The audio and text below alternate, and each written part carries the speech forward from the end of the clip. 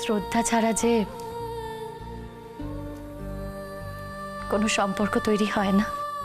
শ্রদ্ধা ছাড়া আবার ভালোবাসা হয় নাকি? দেখ, তুই আবার এইসব নিয়ে তর্ক করিস না।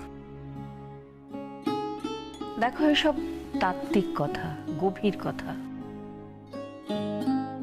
এসব কথার মানে না ঠিক আমি বুঝি না। আমি না যেটা বুঝি সেটা হচ্ছে যে সংসার করে যাওয়া। চিরকাল আমি তাই করেছি। হ্যাঁ, মানছি আমাদের মধ্যেও অনেক ঝগড়া হয়েছে, মনোমালিন্য হয়েছে, কথা কাটাকাটি হয়েছে, কিন্তু তারপরেও আমরা একসাথে থেকে গেছি। আমি একটা জিনিস বুঝি, যাকে ভালোবাসি তার সাথে থেকে যাওয়া। তুমি যদি অপরাজিতা আমার ছেলেকে সত্যি ভালোবেসে থাকো, তাহলে তুমি ওর সাথে থাকো। দেখো, তোমাদের দুজনের একই প্রফেশন, তোমরা একসাথে মানুষের সেবা করো, আনন্দে থাকো, এটাই আমরা চাই। এর থেকে বেশি কি চাওয়ার আছে বলো? তুমি ভুলে যাচ্ছ মা, যশ বসুও কিন্তু একজন ডাক্তার। বারবার যশ বসের কথাটা কেন টেনে আনছো আমি না সত্যি বুঝতে পারছি না। কিসের জন্য টেনে আনছো? আমি কি এতটাই অপমানের যোগ্য? আমার কাছে তুমি মত জানতে চেয়েছিলে, তোমরা মত জানতে চেয়েছিলে, আমি আমার মত জানিয়েছি। এরপরেও যদি আমার পুরনো কথা নিয়ে টানা হেচড়া করা হয় তাহলে আমি ফিরিয়ে নিচ্ছি, আমার সব কথা আমি ফিরিয়ে নিচ্ছি। দরকার নেই আমাকে কনসিডার করার, দরকার নেই আমাকে দয়া করার। তোমাকে দয়া করছি? করছো, তুমি আমাকে দয়াই করছো। কেন বুঝতে চাইছো না? হ্যাঁ, মানছি, আমি মানছি যশ এখন অনেক খারাপ কথা বলছে, অনেক অনেক খারাপ কথা বলছে, কিন্তু তার মানে ওর সবকিছু খারাপ হয়ে যাবে, ওর যেটা ভালো ছিল সেটাও আমায় খারাপ বলতে হবে, তার তো কোনো মানে নেই। আর আমার জীবনে সব থেকে বড় সত্যি হলো আমি যশকে ভালোবেসেছিলাম, আর একটা সময় না আমি ওর জন্য মরে যেতেও পারতাম। রাজ,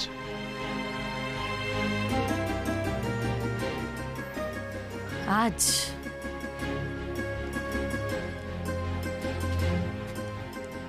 আজ এই উত্তর দেওয়াটাকে আমি বাহুল্য বলে মনে করি। আচ্ছা, ধরো রোহিণীর যদি শাস্তি হয় তাহলে সংসারটা তো তছনছ হয়ে যাবে। তবু রোহিণী চৌধুরীর শাস্তি হওয়া ভালো। আমি জানি না রোহিণী চৌধুরীর শাস্তি হবে নাকি বেকসুর খালাস পেয়ে যাবে, তবু আমি একটা কথা জানি, রোহিণী চৌধুরী যদি শাস্তি পায় তাহলে ভবিষ্যতে এসব অন্যায় কাজ করতে পারবে না, সাহস পাবে না। এই অন্যায় কাজ করার থেকেও বিরত থাকবে। তোমার তাই মনে হয়?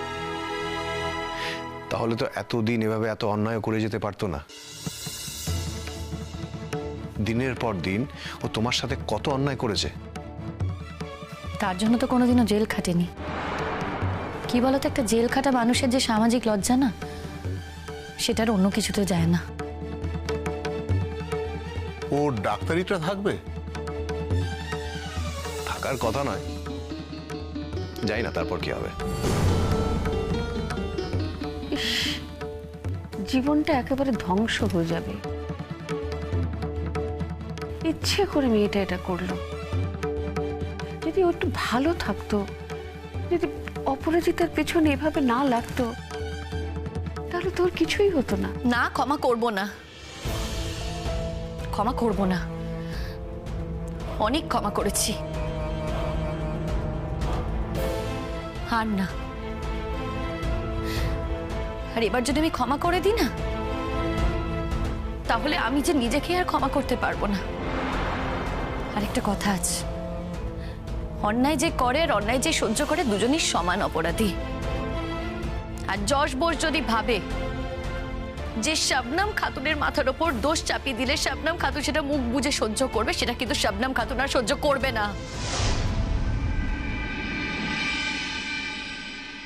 আমি জানতাম না যে যশের সঙ্গে আমার সম্পর্কের এই পরিণতিটা হবে। আমি কিন্তু জানতাম না যে শবনম আর ফিরে আসবে না, বা ফিরে আসলেও একটা অন্য সম্পর্কে জড়িয়ে পড়বে। এগুলো কিন্তু আমি জানতাম না। এগুলো কিচ্ছু না ভেবে, কিছু না জেনে, আমার মিনিমাম স্বার্থের কথা, ব্যক্তিগত স্বার্থের কথা একবারের জন্য না ভেবে আমি কিন্তু যশকে সাপোর্ট করার জন্য এগিয়ে এসেছিলাম।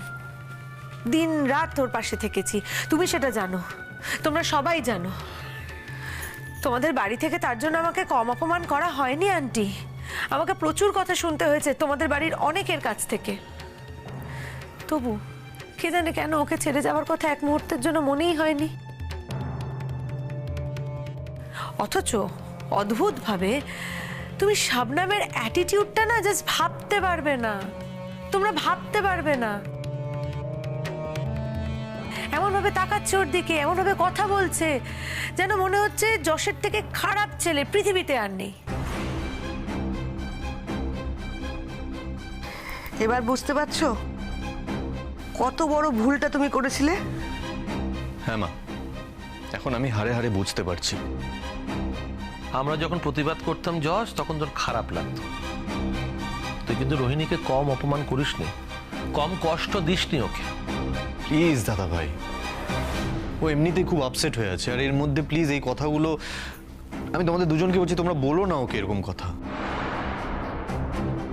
হ্যাঁ আমি মানছি যে ও আমাকে আগে অনেক অপমান করেছে, কিন্তু এত অপমান করার পরেও তো ও তো ফিরে এসেছে আমার কাছে, আমরা সংসার করছি এখন।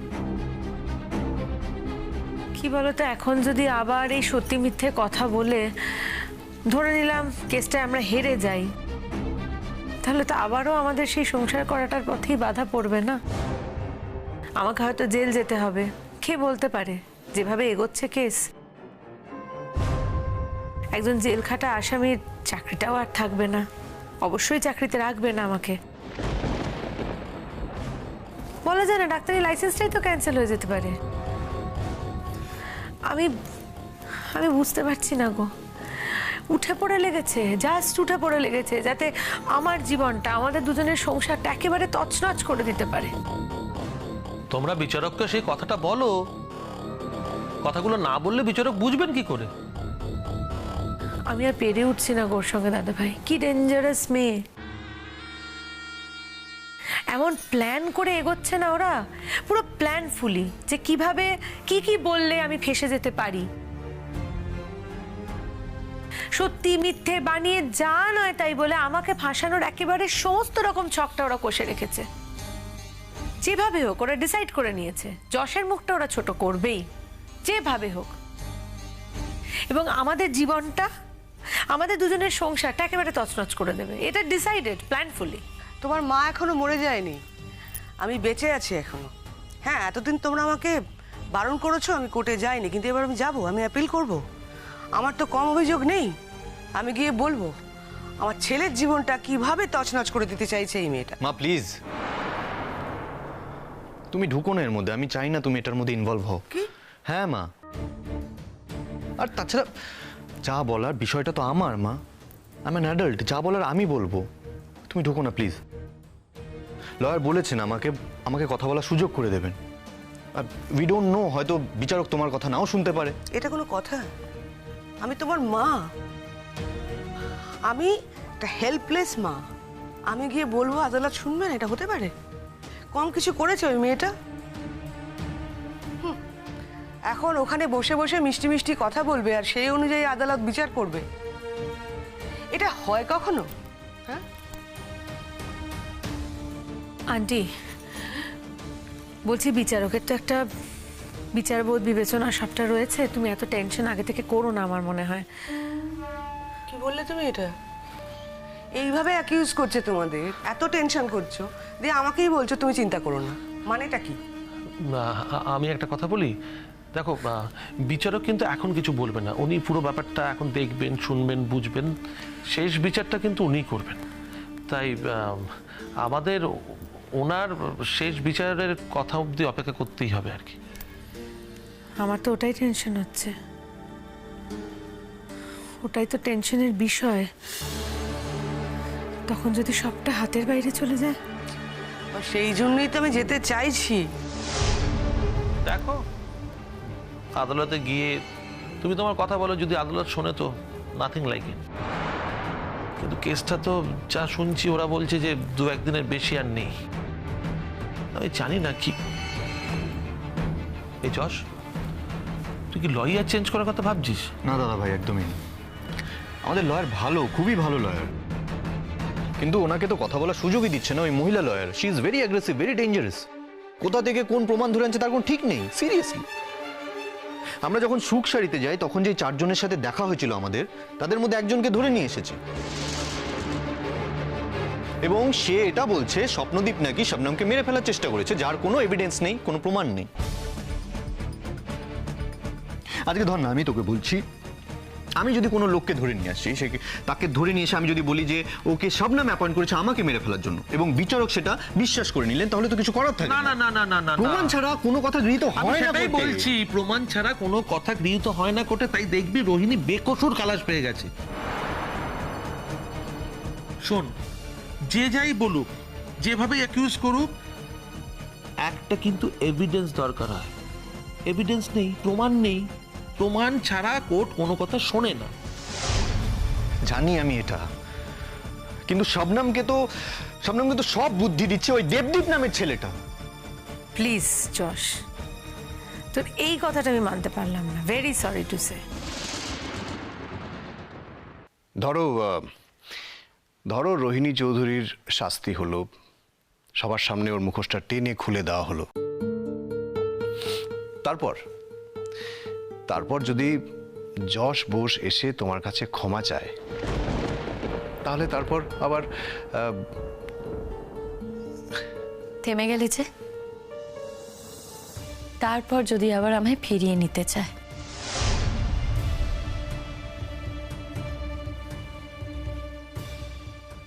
এটাই বলতে চাইলে তো? দেখো, সেটা না হতেই পারে।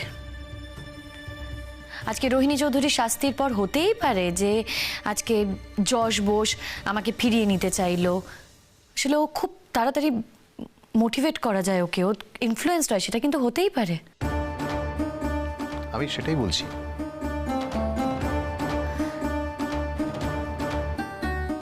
আর কিছু বলার আছে তোমার? না, তোমাকেও তো একটা পরিষ্কার জায়গায় আসতে হবে মা। ও কখন তোমাকে নিতে আসবে তার জন্য তুমি অপেক্ষা করে বসে থাকবে, বা আমার ছেলেও অপেক্ষা করে থাকবে, সেটা তো হতে পারে না মা। আমি না সত্যি বুঝতে পারছি না কি হচ্ছে।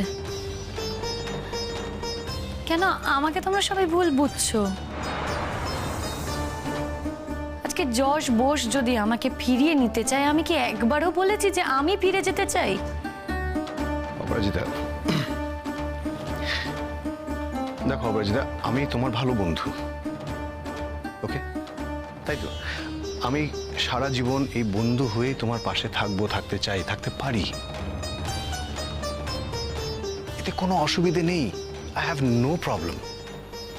আমাদের বিয়েটা না হয় নাই হলো, সো হোয়াট?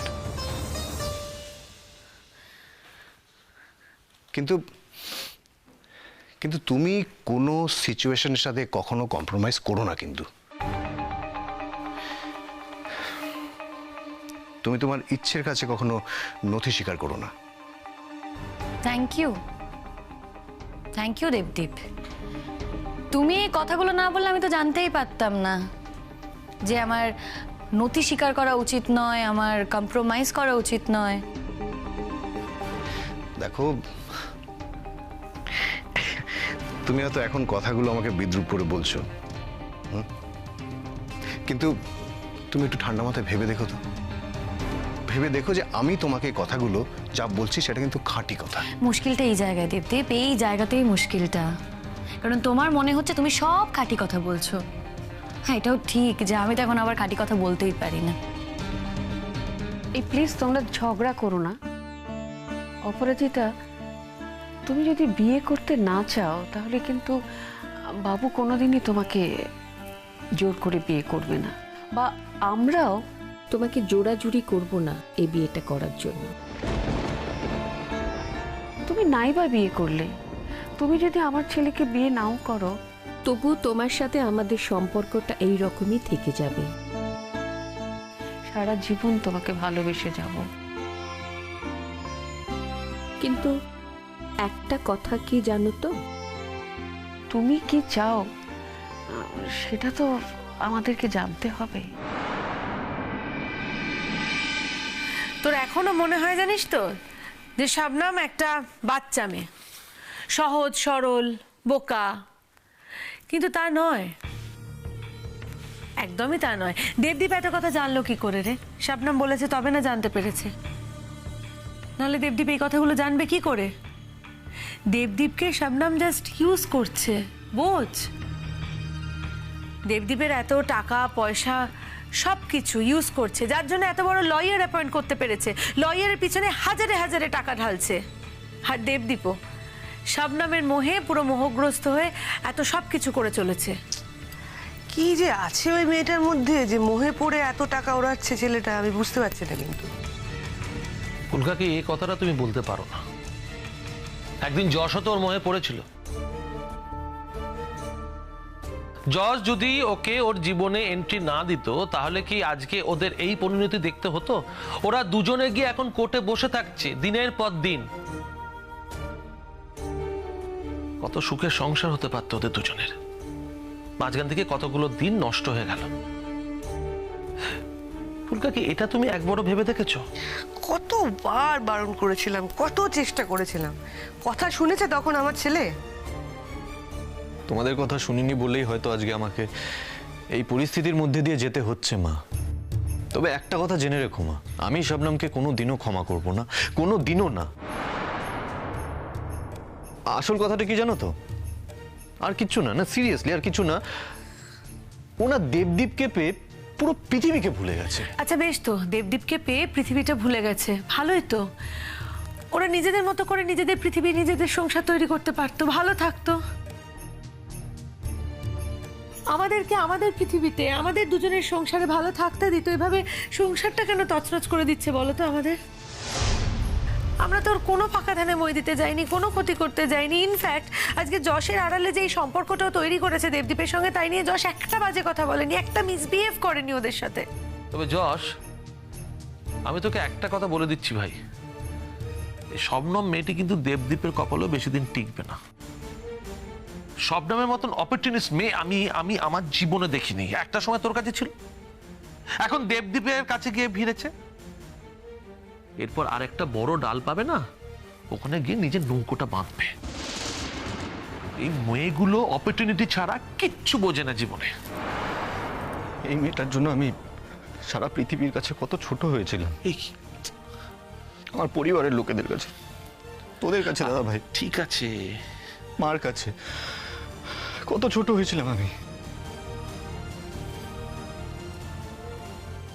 রোহিণীর সাথে আমার সম্পর্কটা পর্যন্ত নষ্ট হয়ে গেছিল ওর জন্য। মৃত্যুর মুখে গিয়ে দাঁড়িয়েছিলাম আমি। ওর বাবা আমাকে জ্যান্ত কবর দিতে চেয়েছিল।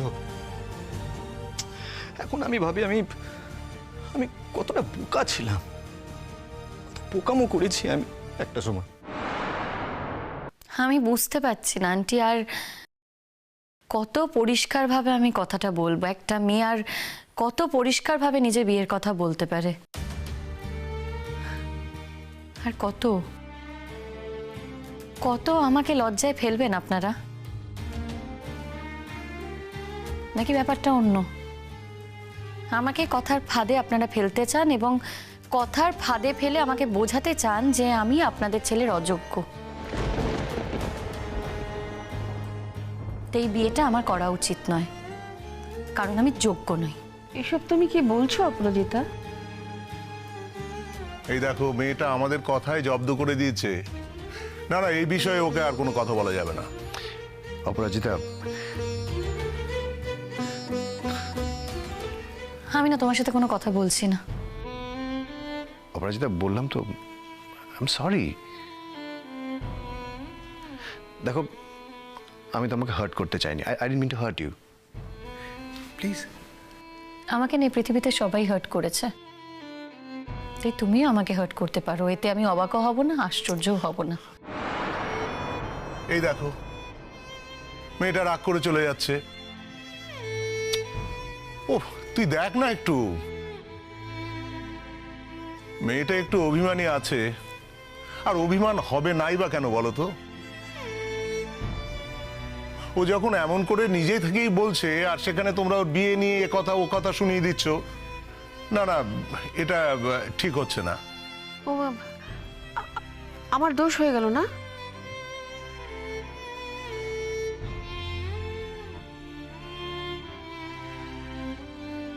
কি হলো অপরাজিতা? কিছু না। বললাম তো আই এম সরি। আচ্ছা বাবা, আর কোনোদিনও বলবো না, আর রাগ করো না। এসব এসব আমার কাছে এসে বসো তো।